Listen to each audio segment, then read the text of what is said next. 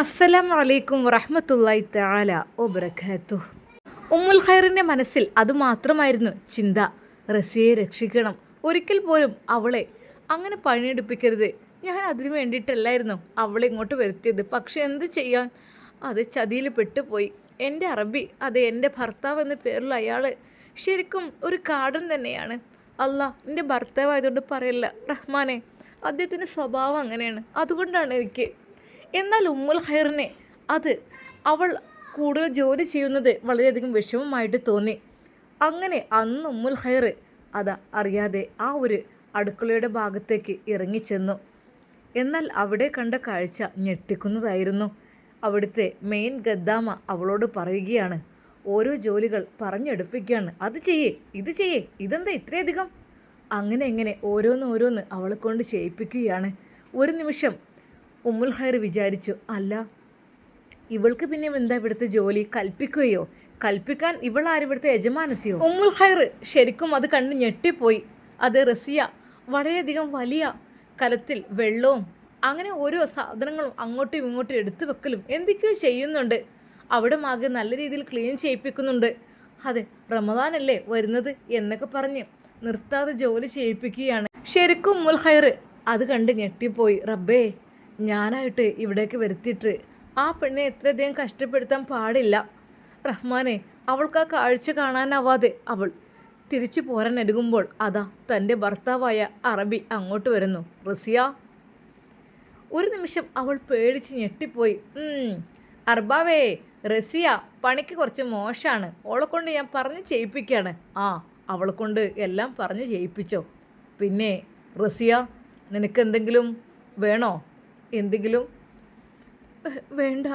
ആ അല്ല അർബാവ്, നിങ്ങളെന്താ അവൾക്ക് എപ്പോഴും ഇങ്ങനെ ഓരോന്ന് കൊടുക്കുന്നത്? അല്ല അർബാവേ, ഞാൻ ഒരു കാര്യം നിങ്ങളോട് പറയാം, ഇവിടെ വരി. നേരെ അറബിയുടെ അടുത്ത് ചെന്ന് എന്തോ അവൾ മന്ത്രിക്കുന്നു. അതെ, ഇവൾ മോഷ്ടിക്കാൻ തുടങ്ങിയെന്നാണ് തോന്നുന്നത്. അവളെ കയ്യിൽ ഒരുപാട് ക്യാഷ് ഞാൻ കണ്ടിട്ടുണ്ട്. അത് ഒരിക്കൽ പോലും അവൾക്ക് എവിടെ നിന്ന് കിട്ടാനാ? നീ എന്താ പറയുന്നത്? അവൾക്ക് വേണ്ടി ഞാൻ പാരിതോഷികമായി കൊടുത്തതാണ്. ഓഹോ, അപ്പം ഞാൻ ഇത്രയും കാലം ഇവിടെ നിന്ന് ജോലി ചെയ്തിട്ടും എനിക്ക് തന്നിട്ടില്ല. അവളൊന്ന് കയറി വന്നപ്പോഴേക്കും അവൾക്ക് നിങ്ങൾ ഇഷ്ടം പോലെ റിയാലൊക്കെ കൊടുക്കാൻ തുടങ്ങിയല്ലേ? ഓ, ഞാൻ പിന്നെ ഇവിടുത്തെ ആരാ? റസിയ എന്ന് വെച്ചാൽ ചെറിയ പെണ്ണാണ്, സുന്ദരി പെണ്ണാണ്. ആ, എന്തെങ്കിലുമൊക്കെ വിചാരിച്ചിട്ട് അവൾക്ക് എന്താ ഒരു കുഴപ്പം? ഒരു കുഴപ്പമില്ല. അപ്പോൾ പിന്നെ അവൾക്ക് എന്തെങ്കിലുമൊക്കെ വാങ്ങിക്കൊടുക്കണ്ടേ എൻ്റെ ഇഷ്ടം പോലെ? അല്ല അർബാവ്, നിങ്ങളുടെ ഉദ്ദേശം എന്താ? നീ പണിയെടുക്കാൻ നോക്ക്, അല്ലാതെ എന്നെ ചോദ്യം ചെയ്യല്ലേ. അതും പറഞ്ഞുകൊണ്ട് അയാൾ അപ്പുറത്തേക്ക് പോയി. ശരിക്കും ഉമ്മുൽ ഖൈറിന് വല്ലാത്ത പേടി തോന്നി, ഭയം തോന്നി. പടച്ച റബ്ബേ, അല്ലാ എന്തായി തീരും എന്നുള്ളത്. കാരണം റസിയ അവൾ നല്ല പെൺകുട്ടിയാണ്, ഒരു തെറ്റിലും പെടാത്ത പെൺകുട്ടിയാണ്.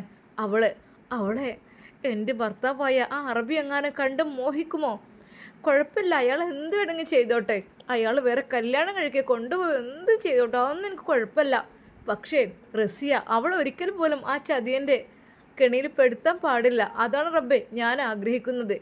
അത് ഈ വീട്ടിൽ ഈ കൊട്ടാരത്തിൽ നിൽക്കുമ്പോഴേ എല്ലാവർക്കും ദുരിതം അനുഭവിക്കേണ്ടി വരും. കാരണം ഭരണം ഇവിടെ അയാളുടേതാണ്, അല്ലാതെ ഒരിക്കൽ പോലും എൻ്റേതാണെന്ന് ആഗ്രഹമില്ല.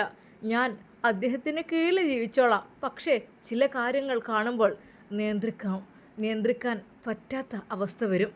അപ്പോഴാണ് ഓർക്കുക, റബ്ബേ ഇവിടെ നിന്ന് രക്ഷപ്പെട്ടാൽ മതിയായിരുന്നെന്ന്. ചില കാഴ്ചകൾ കാണുമ്പോൾ ഹൃദയം പൊട്ടിപ്പോവും. അതെ, പേരിന് ഭർത്താവാണ്, ശരിയാണ്. പക്ഷേ ഒരു ഭാര്യ ഏറ്റവും കൂടുതൽ സങ്കടപ്പെടുന്ന നിമിഷം തൻ്റെ ഭർത്താവ് മറ്റൊരു പെണ്ണിനോട് അല്ലെങ്കിൽ മറ്റൊരു സ്ത്രീയോട് സന്തോഷത്തോടു കൂടെ, അതല്ലെങ്കിൽ അവർ മറ്റു രീതിയിൽ ചിരിയും കളിയൊക്കെ ഉണ്ടാകുമ്പോഴാണ്. ഇവിടുത്തെ ഗദ്ദാമിൻ്റെ കാര്യത്തിലും എനിക്ക് നല്ല ടെൻഷൻ ഉണ്ടായിരുന്നു. ആ ഗദ്ദാം ഒരിക്കൽ പോലും നല്ലതല്ല, അതെനിക്ക് നന്നായിട്ടറിയാം. എന്നെ താഴ്ത്തി കെട്ടുന്ന ഒരു സംസാരം വരെ ഉണ്ടാവാറുണ്ട്. റബ്ബേ, ഇവരുടെ ഇടയിൽ നിന്ന് എന്നെ നീ രക്ഷപ്പെടുത്തണം എന്നാണ് ഞാൻ പലപ്പോഴും ദുആ ചെയ്യാറുള്ളത്. എന്നാൽ അതിനിടക്കാണ് ഇപ്പോൾ റസിയ കയറി വന്നത്. ഒരിക്കൽ പോലും അവിടെയുള്ള കിച്ചൺ വർക്ക് ചെയ്യാനോ ഒന്നുമല്ല റസിയയെ ഞാൻ വരാൻ പറഞ്ഞത്. എൻ്റെ കാര്യങ്ങൾ മാത്രം. അതായത് ഞാനൊരു അനിയത്തിയെ പോലെ അവളെ കരുതും. അവൾക്ക് വേണ്ടതെല്ലാം ഞാൻ കൊടുക്കും. അതെ, ഞങ്ങൾക്ക് രണ്ടുപേർക്കും ഞങ്ങളുടെ ജോലി ഷെയർ ചെയ്ത് ഞങ്ങൾക്ക് ജീവിക്കാമല്ലോ. അതിനുള്ള പ്രതിഫലവും കാര്യങ്ങളും അതും ഞാൻ കൊടുക്കും, അതായിരുന്നു. പക്ഷെ അപ്പോഴേക്കും ആ അറബി അതങ്ങ് തിരിച്ചു. പാവം എൻ്റെ ഷാമിൽ, എൻ്റെ പൊന്നു മോൻ എന്നോട് സംസാരിക്കണവരെ അദ്ദേഹത്തിന് പറ്റില്ല. അദ്ദേഹത്തിൻ്റെ വിചാരം എന്തൊക്കെ പ്ലാനിങ് ആണെന്നാണ്. എന്തായാലും വേണ്ടില്ല, ഷാമിലിനോട് കാര്യങ്ങളൊക്കെ ഒന്ന് പറയണം. അത് റസിയെ അവിടെ നരകിപ്പിക്കാൻ പാടില്ല. എന്നാൽ ഈ സമയം അന്ന് റസിയ അതാ കിടക്കുവാൻ വേണ്ടി പോവുകയാണ്. അവൾ ഒന്ന് ഫ്രഷായി ഡ്രസ്സെല്ലാം ചേഞ്ച് ചെയ്ത് നേരെ അതാ തൻ്റെ ബെഡ്റൂമിലേക്ക് പോവുകയാണ്. ഒരു റൂമാണ് കിച്ചൻ്റെ അടുത്ത്. അതിൽ അപ്പുറത്തും ഇപ്പുറത്തും 2 കട്ടിലുകളായിട്ട് ഉണ്ട്. നടുവിൽ ചെറിയൊരു കർട്ടനാണ് ഉള്ളത്. എന്നാൽ അന്ന് റൂമിലേക്ക് അവൾ പോകുന്ന സമയത്ത് അറബി ഗദ്ദാമയെ വിളിച്ചു. അതേ, റസിയെ ഒന്ന് വിളിക്ക്. എന്തിനാ ഈ നട്ടപ്പാതിരേക്ക് അവളെ വിളിക്കാനാണ് പറഞ്ഞത്. ഞാൻ പറഞ്ഞാൽ അതനുസരിച്ചാൽ മതി. എന്ത് കാര്യത്തിന് വേണ്ടിയിട്ടാണ്? അതൊക്കെ ഉണ്ട്. ഓ അർബാവ്, നിങ്ങൾക്കിപ്പോൾ നമ്മളൊന്നും വേണ്ട അല്ലേ? ഇപ്പോൾ കയറി വന്ന ചെറിയ പെൺകുട്ടിയെ കണ്ടപ്പോൾ നിങ്ങളുടെ മനസ്സങ്ങ് മാറിയിട്ടുണ്ട്. തൽക്കാലം നീ ഇതൊന്നും മിണ്ടണ്ട. അവളെ ഒന്ന് വിളിക്കുക, എനിക്ക് കുറച്ച് കാര്യങ്ങൾ ചോദിക്കാനുണ്ട്. അതിന് വേണ്ടിയിട്ടാണ്. എന്താന്നാവോ നിങ്ങളുടെ ഉദ്ദേശം? എന്താ അർബാവ്, അവളെ നിക്കാഹ് കഴിക്കാൻ പ്ലാനിങ് ഉണ്ടോ? ആഹാ, അങ്ങനെയാണെങ്കിലേ എനിക്കതിൻ്റെ നല്ല രീതിയിൽ ഒരു ശതമാനം ക്യാഷ് വേണ്ടി വരും കേട്ടോ. ഞാനതൊക്കെ സെറ്റാക്കി തരാനൊക്കെ ഉഷാറാണ്. അതൊക്കെ ഞാൻ ചെയ്തു തരും. പക്ഷേ നിങ്ങളെ ഭാര്യ അറിഞ്ഞാലുണ്ടല്ലോ നിങ്ങളെ ഇവിടുന്ന്. ആഹാ, അവൾ അത്രയ്ക്കൊന്നും ആയിട്ടില്ല. എൻ്റെ കാര്യങ്ങളിൽ അവൾ ഒരു കാര്യവും തീരുമാനിക്കാനായിട്ടില്ല. ഇതൊക്കെ എൻ്റെ ഇഷ്ടങ്ങളാണ്. ഓ അർബാവും, ഞാനിത് അവളോട് പറഞ്ഞാലുണ്ടല്ലോ നിങ്ങൾക്ക് നല്ല രീതിയിൽ. നീ ഒന്നും മിണ്ടാതിരിക്കുന്നുണ്ടോ? റസിയെ വിളിക്കാനാണ് പറഞ്ഞത്. എന്ത് കാര്യത്തിന് വേണ്ടിയിട്ടാണ്? അവൾ അങ്ങനെ ഇങ്ങനെ വരും തോന്നുന്നില്ല.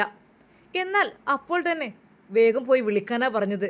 റസിയെ ഏതാ ഗദ്ദാം പോയി വിളിക്കുന്നു. റസിയ, അവൾ ഒന്ന് കിടക്കുവാൻ വേണ്ടി ഇരിക്കുകയായിരുന്നു. ദിക്റുകളും സ്വലാത്തുകളും ചൊല്ലുകയായിരുന്നു. ആ എന്താ? നിന്നെ അർബാവ് വിളിക്കുന്നു. അർബാവോ? എന്തിനാ ഈ സമയത്ത്? എന്താ അറിയില്ല, പോയി നോക്ക്. എന്നാൽ ഈ സമയത്ത് റസിയ അതാ തട്ടം കൊണ്ട് മൂടി പൊതിച്ച് നേരെ അതാ അർബാവ് വിളിച്ച ആ ഒരു ഭാഗത്തേക്ക് ചെല്ലുന്നു. എന്നാൽ ഈ സമയം ചതിയത്തിയായ ഗദ്ദാമ്മ അതാ അവളുടെ മൊബൈൽ ഫോൺ എടുത്തുകൊണ്ട് ഒരു ഫോട്ടോ ക്ലിക്ക് ചെയ്യുന്നു. ഇത് ആവശ്യം വരാൻ ചാൻസ് ഉണ്ട്, അവിടെ നിൽക്കട്ടെ. 1-2 വീഡിയോകളും എടുത്തു വെച്ചു. എന്താന്നാവോ, എന്തോ കാര്യമായിട്ട് അറബി അതാ റസിയയോട് പറയുന്നുണ്ട്. എന്നാൽ റസിയയും അതിനെന്തൊക്കെയോ പറയുന്നുണ്ട്. എന്തെന്നറിയില്ല. ആഹാ, അങ്ങനെ അങ്ങ് വിട്ടാൽ പറ്റില്ലല്ലോ. എന്നാൽ അല്പസമയം കഴിഞ്ഞപ്പോൾ റസിയ പെട്ടെന്ന് അവിടെ നിന്ന് വന്ന് അവൾ നേരെ ബെഡിലേക്ക് എത്തി ഉറങ്ങുവാൻ വേണ്ടി കിടന്നു. എന്നാൽ തൻ്റെ ഫോണിൽ പകർത്തിയ ആ ഒരു ഫോട്ടോസും വീഡിയോസും എടുത്ത് ഗദ്ദാമ്മ വെറുതെ ഒന്ന് ചിരിച്ചിട്ട് പറഞ്ഞു, ആഹാ ഉമ്മുൽ ഖൈർ, നിങ്ങളുടെ ഭർത്താവും നിങ്ങളുടെ പുതിയ വേലക്കാരി റസിയയും. ഓഹോ, മതിയല്ലോ, എനിക്കിഷ്ടം പോലെ. ഇത് തന്നെ ചാൻസ്, ഇത് മതി. ഇതെവിടെ നിൽക്കട്ടെ.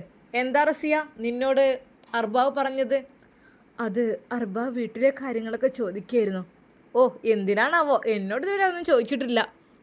വീട്ടിലെ ബുദ്ധിമുട്ടുകളും പ്രാരാബ്ദങ്ങളും കാര്യങ്ങളും ഒന്നും എനിക്ക് എത്രയോ ഉണ്ടായിട്ടും എന്നോടൊന്നും ചോദിച്ചിട്ടില്ല. എന്താ ചോദിച്ചത്? എന്നോട് ചോദിച്ചത് വീട്ടിലത്തെ കാര്യങ്ങൾ തന്നെ. വീട്ടിൽ ആരൊക്കെയുണ്ട്, എന്താണ് വീട്ടിലത്തെ സ്ഥിതിഗതികൾ, എങ്ങനെ ചിലവ് കഴിയുന്നു, അങ്ങനത്തെ കുറച്ച് കാര്യങ്ങളൊക്കെ ചോദിച്ചു. ഓ, എന്നിട്ട് ക്യാഷ് എന്തെങ്കിലും തന്നോ? ഇല്ല, ക്യാഷ് തന്നിട്ടുണ്ടെന്നല്ലോ ഇന്നലെ മിഞ്ഞാന്നായിട്ട്. ഞാനത് അയക്കാൻ വേണ്ടി പറയാൻ നിൽക്കുകയാണ് ഉമ്മാക്ക് വേണ്ടിയിട്ട്. ഓ, നിനക്കൊക്കെ നേരിട്ട് അങ്ങനെയൊക്കെ കിട്ടണുണ്ടല്ലേ? ആ, റമദാനൊക്കെ ആയാലും ഇവിടെ കിട്ടാറുണ്ട്. കിട്ടിയിട്ടില്ല ഇതുവരെയായിട്ടൊന്നും, കിട്ടാതിരിക്കൂല. എന്നാൽ ആ രാത്രി അവൾക്കും ഉറക്കം വന്നില്ല. അറബി എന്തിനാ എന്നോട് ഇതൊക്കെ ചോദിച്ചറിയുന്നത്? അത് ഞാൻ ഇവിടുത്തെ ജോലിയും കാര്യങ്ങളും എല്ലാം നല്ല രീതിയിൽ ചെയ്യുന്നുണ്ട്. പക്ഷേ വീട്ടിലെ കാര്യങ്ങൾ, വരുമാന മാർഗം അതൊക്കെയാണ് ചോദിച്ചറിയുന്നത്. എന്തിനാണാവോ റബ്ബേ, എനിക്ക് പേടിയാവുന്നു. അവളുടെ മനസ്സിൽ ചെറിയൊരു ഭയം വന്നു. എന്നാൽ അവൾ ആ സമയം തന്നെ ഉമ്മുൽ ഖൈറിനെ ഓർത്തു. അതെ, അവരുടെ ഭർത്താവാണ് അറബി. പക്ഷെ അവരുമായി യാതൊരു ബന്ധവും കാര്യങ്ങളും ഇല്ലെന്ന് തോന്നുന്നു. അങ്ങനെയുള്ള അറബി മറ്റ് പെണ്ണുങ്ങളോടൊക്കെ പെരുമാറുന്നത് കാണുമ്പോൾ വളരെയധികം ഡീസൻറ്റിലാണ്. അവരോട് മാത്രം വളരെയധികം കർക്കശമായ രീതിയിലും. സത്യത്തിൽ എന്താണ് റബ്ബേ സംഭവിക്കുന്നത് എനിക്കറിയുന്നില്ല. അവൾ ദിക്റുകളും സ്വലാത്തുകളും ചൊല്ലിക്കൊണ്ട് ഉറങ്ങി. അവൾക്ക് ഉമ്മുൽ ഖൈറിനെ ആലോചിക്കുമ്പോൾ പാവമായിരുന്നു. അതുപോലെ അതാ മുത്തു, ആ ഈത്തപ്പഴത്തോട്ടത്തിൽ വെയിൽ കൊണ്ട് കഷ്ടപ്പെടുന്ന മുത്തുവിനെ കുറിച്ച് ഓർത്തപ്പോഴും സങ്കടം തോന്നി. പഠിച്ചോനെ, എനിക്ക് അടുക്കള ജോലിയാണ്, കുഴപ്പമില്ല. എങ്കിലും വെയിൽ കൊള്ളേണ്ട ആവശ്യമൊന്നുമില്ല. വേസ്റ്റ് കൊണ്ടുപോയിടാൻ മാത്രം ഒന്ന് പുറത്തേക്ക് ഇറങ്ങിയാൽ മതി. ബാക്കി എല്ലാ കാര്യങ്ങളുണ്ട്. പക്ഷെ കുറച്ചധികം ജോലി കൂടുതലാണ്. ഗദ്ദമ്മ വെറുതെ ഇരിക്കാൻ അയക്കൂല. ഒന്ന് റെസ്റ്റ് എടുത്തിരിക്കുമ്പോഴേക്കും അടുത്ത ജോലി തരും. അങ്ങനെ അങ്ങനെ ചുരുക്കി പറഞ്ഞാൽ ജോലിയെടുത്ത് നടുവൊടിഞ്ഞു എന്ന് തന്നെ പറയാം. എങ്കിലും അറബി തന്ന ക്യാഷ് അത് വല്ലാത്തൊരു ആശ്വാസം തന്നെയായി. എന്നാൽ ഇവർക്ക് എന്തോ ഒരു ദേഷ്യമുണ്ട് എന്നോട് അങ്ങനെയൊക്കെ തരുന്നതിൽ. അറിയുന്നില്ല. എന്തൊക്കെ തന്നെയാലും വേണ്ടില്ല. രാവിലെ ജോലികളെല്ലാം കഴിച്ച് ഉമ്മുൽ ഖൈർ ബീവിയുടെ അടുത്തേക്കൊന്ന് പോയിരിക്കണം. അല്പസമയം ഒരു സമാധാനം കിട്ടാൻ വേണ്ടിയിട്ട്. അല്ലാ, ഇൻഷാ അല്ലാ. എന്നാൽ ഗദ്ദാമ ചില പ്ലാനിങ്ങുകൾ നടത്തുന്നുണ്ടായിരുന്നു. അറബി അവൾക്ക് കൂടുതലായിട്ട് പണം കൊടുക്കുന്നുണ്ട്, ഞാൻ പോലും അറിയാതെ. എനിക്കാണെങ്കിൽ മാസത്തിനുള്ള ശമ്പളം മാത്രമേ. ഇവൾ വന്ന് കയറി 2 ദിവസമായപ്പോഴേക്കും നല്ലൊരു സംഖ്യ അവളുടെ കയ്യിൽ കൊടുത്തിട്ടുണ്ട്. ഇതൊന്നും നടക്കുന്ന കാര്യമല്ല. ഞാനിവിടെ എത്രയോ വർഷങ്ങളായി. പക്ഷേ അവൾ വന്ന് കയറിയപ്പോഴേക്കും അവർക്ക് ഇത്രയധികം വലിയൊരു സംഖ്യ കൊടുക്കണമെങ്കിൽ അവർ തമ്മിൽ എന്തോ ഒന്നുണ്ട്. അത് നടക്കില്ല. തൽക്കാലം എൻ്റെ ഫോണിലുള്ള ഫോട്ടോസ് ഉണ്ടല്ലോ, അതുതന്നെ ധാരാളം മതി. എന്നാൽ പിറ്റേന്ന് രാവിലെ അതാ ഗദ്ദാമ അടുക്കളയിലെത്തിയപ്പോൾ അവൾ എത്തിയിട്ടില്ല. ഏയ് ഏയ് എന്താടോ എണീക്കാത്തത്? ഞാൻ സുബഹി നിസ്കാരം കഴിഞ്ഞ് ഖുർആൻ പാരായണം ഓതി അല്പസമയം അറിയാതെ അങ്ങോട്ട് ഉറങ്ങിപ്പോയതാണ്. എന്താണ് കുറേ നിസ്കരിച്ചിട്ടും ഓതിയിട്ടും വലിയ കാര്യം. ചെയ്യണ തെറ്റ് കുറ്റങ്ങൾക്ക് യാതൊരു. എന്താ നിങ്ങൾ പറയുന്നത്? ഒന്നുമില്ല. നല്ല മട്ടത്തിൽ ജീവിച്ചാലേ നല്ലപോലെ പോകാം. അല്ലാതെ വളഞ്ഞ വഴി ചിന്തിച്ചാലേ അത് കുറച്ച് ദിവസമേ ഉണ്ടാവുള്ളൂ. നിങ്ങൾ എന്താ പറയുന്നത്? എനിക്ക് മനസ്സിലായില്ലല്ലോ. ഒന്നുമില്ലേ, കണ്ടും കേട്ടൊക്കെ ജീവിച്ചു കഴിഞ്ഞാൽ നല്ല മട്ടത്തിൽ ജീവിക്കുക, അതെനിക്ക് പറയാനുള്ളൂ. എന്തായാലും കാലം പോയ പോക്ക്. ഗദ്ദാമക്ക് ഒട്ടും ഇഷ്ടപ്പെട്ടില്ല അത് റസിയെ കൂടുതലായിട്ട് അറബി പരിഗണിക്കുന്നത്. അറബി അത്ര നല്ല ആളെന്നല്ല. അറബിൻ്റെ സ്വഭാവം കാര്യങ്ങളും ഞമ്മക്ക് നന്നായിട്ട് അറിയാം. അറബി എത്ര വലിയ പുണ്യാളനെ അരിച്ച് നിൽക്കുകയാണ് റസിയ. എന്താ എന്താ ഞാൻ പറഞ്ഞ പണി ചെയ്ത് കഴിഞ്ഞോ? ഇല്ല, കുറച്ചുകൂടി ഉണ്ട്. റസിയ, അറബി വിളിക്കുമ്പോഴൊന്നും അങ്ങനെ പോകാൻ എന്തെങ്കിലും നിൽക്കണ്ട. അറബി അത്ര ശരിയല്ല മോളെ. ഞാനത് എൻ്റെ ഉമ്മാൻ്റെ സ്ഥാനത്ത് പറഞ്ഞിട്ടാണ്. ഒരിക്കൽ പോലും അങ്ങനെ പോവരുത്. അതിന് ഞാൻ പോയില്ലല്ലോ. നിങ്ങളല്ലേ എന്നോട് എന്തൊരു കാര്യത്തിന് വേണ്ടി. ഇനിയിപ്പോൾ അറബി ചിലപ്പം പൈസയും കാര്യങ്ങളൊക്കെ തരും. എന്നെ പറ്റിക്കാൻ വേണ്ടി തരണം, വാങ്ങാൻ നിൽക്കരുത് കേട്ടോ. അതൊക്കെ എന്നെ മനസ്സെടുക്കാൻ വേണ്ടി തരികയാണ്. അത് അങ്ങനെയല്ലല്ലോ, ഇങ്ങനെയല്ലേ പറഞ്ഞു കേട്ടത്. അത് ക്യാഷും സ്വർണ്ണമൊക്കെ അവിടെയും ഇവിടെയും അവരിടും. അത് നമ്മൾ പരീക്ഷിക്കാൻ വേണ്ടിയിട്ടാണ്, എടുക്കുന്നുണ്ടോ നോക്കാൻ, അങ്ങനെയാണ്. ഇത് പക്ഷെ നേരിട്ട് കയ്യിൽ തന്നാൽ എന്ത് ചെയ്യാം? അതൊക്കെ ഉണ്ട്, എനിക്കത് പറഞ്ഞാൽ മനസ്സിലാവില്ല. അങ്ങനെ അഥവാ പൈസയൊക്കെ തരികയാണെങ്കിൽ തന്നെ എന്നെ ഏൽപ്പിച്ചുകൊണ്ടത് ഞാനത് അതിൻ്റെ മട്ടത്തിന് എനിക്ക് തരണ്ടേ. അല്ലാതെ മറ്റത് അപകടമാണ്. എന്നെ പല രീതിയിൽ പരീക്ഷിക്കാൻ വേണ്ടി അതൊക്കെ തരും ചെയ്യും. മനസ്സിലായല്ലോ? ശരിക്കും അറബി അവൾക്ക് ക്യാഷ് കൊടുത്തത് ഇഷ്ടപ്പെട്ടിട്ടില്ല. എന്നാൽ പിറ്റേന്ന് രാവിലെ തന്നെ അറബി അതാ വന്നിരിക്കുന്നു. റസിയ ഉണ്ടാക്കിയ ഫുഡിന് വല്ലാത്ത ടേസ്റ്റ് ഉണ്ട്. അവളിന്ന് ഫുഡ് ഉണ്ടാക്കട്ടെ. ഗദ്ദാമക്ക് അത് തീരെ പറ്റിയില്ല. ഇപ്പോൾ റസിയാനേ പറ്റുള്ളൂ. മറ്റേ ഞാൻ കളവിയായില്ലേ, അതുകൊണ്ട് എന്നെ പറ്റൂല. അതൊക്കെ പണിയുണ്ട്, എന്തൊക്കെ തന്നെയാലും വേണ്ടിയില്ല. എന്നാൽ അന്ന് ഉമ്മുൽ ഖൈറിൻ്റെ അടുത്തേക്ക് അതാ ഗദ്ദാമ ചെല്ലുന്നു. ബീവിയേ. ആരാ? ഇത് ഞാൻ തന്നെയാണ്. അല്ല ബീവി, എന്ന് സ്പെഷ്യലായിട്ട് ഫുഡ് ഉണ്ടാക്കിയപ്പോൾ അതേറ്റ് വന്നതാണ്. പതിവില്ലാതെ തന്നോട് സ്നേഹം കാട്ടുന്ന ഗദ്ദാമയെ കണ്ട് ബീവി അത്ഭുതപ്പെടുന്നു. ഇതെന്താണ്? ഇതൊരു സ്പെഷ്യൽ ഫുഡ് ഉണ്ടാക്കുന്നു, തിന്നു നോക്കി. എനിക്ക് ഒന്നും വേണ്ട. ഒരു ഭക്ഷണത്തെ ബഹുമാനിക്കായിട്ടല്ലട്ടോ ഞാൻ പറയുന്നത്. എന്താണെന്ന് വെച്ചാൽ ഇതൊക്കെ നിങ്ങൾ ബുദ്ധിമുട്ടല്ലേ. ഞാൻ ഇവിടെ ഫുഡും കാര്യങ്ങളൊക്കെ ഉണ്ടാക്കുന്നുണ്ടല്ലോ, അവിടെയുള്ള ആൾക്കാർക്ക് തന്നെ കൊടുത്തോളേ. അല്ല ബീവി, നമ്മൾ ഉണ്ടാക്കി നിങ്ങൾ തിന്നൂലേ? ഇതുവരെയായിട്ട് എനിക്ക് ഫുഡൊന്നും കിട്ടിയിട്ടില്ല, ഞാനത് കഴിക്കാറുമില്ല. അതെ, ഞാൻ സ്വയം ഉണ്ടാക്കി കഴിക്കുകയാണ്. എനിക്കതിനുള്ള ഓർഡറും ഇല്ല നിങ്ങൾ ഫുഡ് കൊണ്ടുതരാനുള്ള. അതുകൊണ്ട് ഇതുവരെ ഇങ്ങനെ ജീവിച്ചില്ലേ, ഇങ്ങനെ കഴിഞ്ഞു പോകണം. എൻ്റെ പൊന്നാര ബീവിയെ, നിങ്ങളോട് വല്ലാത്തൊരു സങ്കടകരമായൊരു കഥ പറയാനുണ്ട്. എന്ത് കഥ? അതൊക്കെ ഉണ്ട് ബീവിയേ. വല്ലാത്തൊരു പുതുമ. വെറുതെ വാലിയക്കാരത്തിയാളൊക്കെ ഇവിടെ അറബി ഒപ്പം നിർത്തുന്നത് നല്ലീനൊന്നല്ല എൻ്റെ ബീവിയേ. എന്നാൽ അത് കേട്ടപ്പോൾ തന്നെ ഉമ്മുൽ ഖൈറിന് കാര്യങ്ങൾ അറിയാൻ തിടുക്കായി. എന്ത് നിങ്ങൾ ഗദ്ദാമ പറയുന്നത്? പൊന്നാര മേഡം, നിങ്ങളോട് പറയുകയാണെങ്കിൽ അതൊക്കെ ഒരു കഥയാണ്. നിങ്ങളെ ഭർത്താവിനെ നമ്മൾ സമ്മതിച്ചിരിക്കണം എന്തായാലും. ഭർത്താവിനെ ഒന്ന് കാണുമ്പോൾ ഒന്നിമക്കാണ്. എന്തായാലും വല്ലാത്തൊരിത്. അതെ, നിങ്ങൾ കണ്ടതും കേട്ടതും പറയുകയാണെങ്കിൽ എനിക്ക് കേൾക്കാൻ താല്പര്യമില്ല. ബീവിയെ നിങ്ങൾക്കത് ഞാൻ കണ്ടതും കേട്ടതും പറയാം, ഏഷനും പരദൂഷണമെന്ന് വിചാരിക്കും, പക്ഷേ എൻ്റെ രണ്ട് കണ്ണുകൊണ്ട് കണ്ടത് ഞാൻ എങ്ങനെത് ബീവി പറഞ്ഞു. അതെ, ദയവായി ഈ രീതിയിലുള്ള സംസാരങ്ങൾ വേണ്ട. എനിക്കൊരിക്കലും ഒരാളുടെ ദോഷം എൻ്റെ ചുമലിലേറ്റാൻ വയ്യ, അതുകൊണ്ടാണ്. ഒന്നും പറയണ്ട. ദയവായി നിങ്ങൾ ഒന്ന് ഇതിൽ നിന്ന് എന്നെ ഒഴിവാക്കണം. ദയവായി നിങ്ങൾ ഇതൊന്നും എന്നോട് പറയേണ്ട ആവശ്യമില്ല. പ്ലീസ് പൊയ്ക്കോളൂ. ഇത് പാത്രം ഞാൻ തിരികെ തരാം. ബീവിയെ നിങ്ങൾ എന്നോട് അക്ക പറഞ്ഞാൽ ഞാൻ എന്ത് പറഞ്ഞാലും നിങ്ങൾക്ക് വിശ്വാസമില്ലല്ലോ. വിശ്വാസം ഇല്ലായിട്ടൊന്നുമല്ല, പക്ഷെ താല്പര്യമില്ല ഒന്നും കേൾക്കാനേ. ഇനി എൻ്റെ ഭർത്താവ് എങ്ങനെയൊക്കെ തന്നെ ആയിരുന്നു എനിക്കൊരു കുഴപ്പമില്ല. അദ്ദേഹത്തിൻ്റെ ഇഷ്ടത്തിന് ജീവിച്ചോട്ടെ. ഞാൻ ഒരിക്കൽ പോലും അദ്ദേഹത്തെ കുറ്റപ്പെടുത്ത് ഒന്നും ചെയ്യുന്നില്ല. അതൊക്കെ ഓരോരുത്തരുടെ ഇഷ്ടമല്ലേ. എനിക്ക് അദ്ദേഹത്തിൻ്റെ സ്വഭാവം അറിയാം, അതുകൊണ്ട് ഞാൻ അദ്ദേഹത്തെ കുറ്റപ്പെടുത്തുന്നില്ല. അദ്ദേഹത്തിൻ്റെ ഇഷ്ടം പോലെ എങ്ങനെ വെച്ചാൽ ജീവിച്ചോട്ടെ, ഒരു കുഴപ്പവും എനിക്കില്ല. സത്യമായിട്ടും പൊന്നാര ബീവിയേ, ഇത് നിങ്ങൾ കണ്ടാൽ ഞെട്ടും. അതെ, കരുതണം കേട്ടോ. പുതിയ പെണ്ണുങ്ങൾ വരുമ്പോൾ നല്ലോണം കരുതൽ വേണം. ഈ കരുതലില്ലെങ്കിലുണ്ടല്ലോ നിങ്ങൾ ആകപ്പാടെ കുളം തോണ്ടും കുടുംബജീവിതം. എന്തിനാണ് ആവശ്യമില്ലാത്ത വെറുതെ ഓരോന്ന് നിൽക്കണത്? എന്തിനാണ് ഓരോന്നിനെ വലിച്ചു കയറ്റുന്നത്? ശരി, എനിക്ക് ജോലിക്കൊക്കെ ഓരോരുത്തർ ആവശ്യമാണ്, പക്ഷേ കുറച്ച് സൗന്ദര്യം കുറഞ്ഞിട്ട് നിങ്ങൾ എടുക്കണം കേട്ടോ. അറബിയാളെ വീട്ടിലേക്ക് വരുമ്പോൾ സുന്ദരി പെണ്ണുങ്ങൾ നിങ്ങൾ കൊണ്ടുവരരുത്. അങ്ങനെ ആയ നിങ്ങൾക്ക് പോയി. നിങ്ങളെ ഭർത്താവിൻ്റെ കാര്യമാണ് എനിക്ക് പറയാനുള്ളത്. ഭർത്താവ് ഓക്കെ, വരുന്ന പെണ്ണുങ്ങളോ അതിനനുസരിച്ച് നിൽക്കുമ്പോഴല്ലേ അതൊക്കെ ഇതാകുക. പാവം ഉമ്മുൽ ഖൈർ, അവർക്ക് അതെല്ലാം കേട്ടും കണ്ടും പരിചയം ഉണ്ടായത് കൊണ്ട് തന്നെ അവർ അതിലേക്ക് വല്ലാതെ ചെവി കൊടുത്തില്ല. ഏയ്, അതൊന്നും ഇവിടെ പറയണ്ട, ഒന്നും സാരല്ല, അതൊക്കെ അവരുടെ ഇഷ്ടമല്ലേ. ദയവായി നിങ്ങൾ ഈ ഒരു കാര്യം എന്നോട് പറയണ്ട കേട്ടോ. അതൊക്കെ കേട്ടും കണ്ടും എൻ്റെ ചെവിയൊക്കെ തഴമ്പിച്ചിക്കണ്, എൻ്റെ കണ്ണും. അതുകൊണ്ട് നിങ്ങളാരും ഒന്നും അതിനെക്കുറിച്ച് പറയേണ്ട ആവശ്യമില്ല. അവർ വളരെയധികം ദയനീയമായാണിത് പറഞ്ഞത്. ഓ, എന്ത് പറഞ്ഞിട്ടൊരു കൂസലില്ലാത്തത്? എൻ്റെ മേഡം, ഞാൻ ഒരു കാര്യം നിങ്ങൾക്ക് കാണിച്ചു തരാം. അത് കാണിച്ചു കഴിഞ്ഞാൽ നിങ്ങൾക്ക് നിങ്ങളുടെ ഭർത്താവിനോടുള്ള എല്ലാ വിശ്വാസം നഷ്ടപ്പെടും. ഒരിക്കൽ പോലും അത് നിങ്ങൾ കാണാതെ പോരുത്. വേണ്ട, നിങ്ങൾ പുറത്തേക്ക് പോയിക്കോളൂ. തൽക്കാലം എനിക്കൊന്നും കാണണ്ട. സത്യമായിട്ടും എനിക്കത് കാണുകയേ വേണ്ട. ശക്തമായി ഗദ്ദാമയെ തള്ളി പറഞ്ഞു ഉമ്മുൽ ഖൈർ.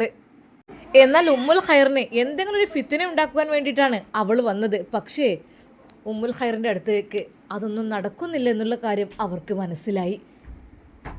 എന്നാൽ പാവം റസിയ ഇതൊന്നും അറിയുന്നില്ല. പാവം അവൾ അവളുടെ ജോലികളിൽ മുഴുകിക്കൊണ്ടിരിക്കുകയാണ്. കാരണം ഒരു രീതിയിലുള്ള ജോലികളും അവൾ തെറ്റായിട്ടോ വായത്തിലോ പണിയെടുക്കില്ല. നല്ല രീതിയിൽ തന്നെ നീറ്റ് ആൻഡ് ക്ലീനായിട്ട് എല്ലാം അവൾ ചെയ്യുമായിരുന്നു. അത് കഷ്ടപ്പെട്ട് അധ്വാനിച്ച് കിട്ടുന്ന ക്യാഷ്, അതിന് പ്രത്യേക ഒരു മധുരമുണ്ട്. അത് ഉമ്മാക്ക് അയച്ചു കൊടുക്കുമ്പോഴും അത് വല്ലാത്തൊരു സന്തോഷമാണ് എന്നതാണ് അവളുടെ മനസ്സിലെ ആ ഉദ്ദേശം. പാവം പെണ്ണ്. എന്നാൽ ഈ സമയം അതാ ഷാമിലിൻ്റെ വീട്ടിൽ എളാമയും മക്കളും. എളാമക്ക് പഴയ രീതിയിൽ എളാമ അതാ വീണ്ടും ഫോൺ പരിപാടി തുടങ്ങിയിട്ടുണ്ട്.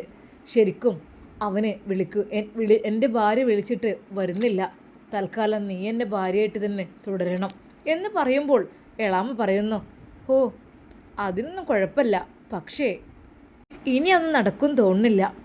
അതെന്താ? അതെ, ഇവിടെ എന്തൊക്കെയോ ഓരോന്നുണ്ടെന്നൊരു തോന്നലുണ്ട് എനിക്ക്. എന്നാൽ ശരിയാണ്, എളാമക്ക് തോന്നിയതല്ല, അത് കറക്റ്റായിരുന്നു. ഷാമിൽ വീട്ടിൽ ക്യാമറ വെച്ച് അവൻ്റെ ഫോണിൽ അത് കണക്റ്റ് ആക്കിയിട്ടുണ്ട്.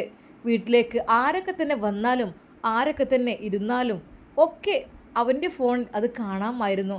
അത്രക്കും സൂക്ഷ്മമായ രീതിയിൽ അവനെല്ലാം സെറ്റാക്കിയിട്ടുണ്ട്, അതും കാണാത്ത രീതിയിലുള്ള ക്യാമറ. എന്നാൽ എളാമക്ക് കാര്യം അത്രയും പിടികിട്ടിയിട്ടില്ല. പക്ഷേ എങ്കിലും അവൾ ഷൗക്കത്തിനെ വിളിക്കാൻ വേണ്ടി ശ്രമിക്കുന്നുണ്ട്. എന്നാൽ കയ്യോടെ പിടികൂടുന്ന ആ ഒരു കാഴ്ച, അത് ശരിക്കും ഷാമിലിനെ അവൻ്റെ ഫോണിൽ തന്നെ കാണാം. അതൊന്നും എളാമ അറിയുന്നില്ല. പക്ഷേ എളാമയുടെ അസുഖം തുടങ്ങിയിട്ടുണ്ട്. എങ്ങനെയെങ്കിലും ഷൗക്കത്തിനെ വീണ്ടും വിളിക്കണം എന്നതായിരുന്നു എളാമയുടെ ഉദ്ദേശം. നമുക്ക് കാത്തിരിക്കാം, എങ്ങനെയായിരിക്കും ഷാമിൽ അത് മാനേജ് ചെയ്യുന്നത്. അഥവാ വന്നാൽ തന്നെ നാട്ടുകാരുടെ ഇടയിൽ വെച്ച് അത് പൊളിക്കണം എന്നതും ഷാമിലെ വിചാരിക്കുന്നുണ്ട്. പക്ഷേ എളാമയ്ക്ക് അത്രക്കും ഉപദേശം കൊടുത്തിട്ടാണ് ഞാൻ പോന്നിട്ടുള്ളത്. അതെ, അത്രക്കും കാര്യങ്ങളെല്ലാം പറഞ്ഞിട്ട് വീണ്ടും തെറ്റുകൾ ചെയ്യുകയാണെങ്കിൽ അതൊരിക്കലും എനിക്ക് പൊറുക്കാൻ കഴിയില്ല. പിന്നീട് എളാമ ഒരിക്കലും എൻ്റെ വീട്ടിലേക്ക് കയറാനും പാടില്ല. ഷാമിലിൻ്റെ മനസ്സിൽ അതായിരുന്നു അവൻ ഉദ്ദേശിച്ചിരുന്നത്. എന്തൊക്കെയായാലും നമുക്ക് കാത്തിരുന്ന് കാണാം ഇൻഷാ അല്ലാ. അതുവരേക്കും എല്ലാവർക്കും അസ്സലാമു അലൈക്കും വറഹ്മത്തുള്ളാഹി തആല വബറകാതുഹു.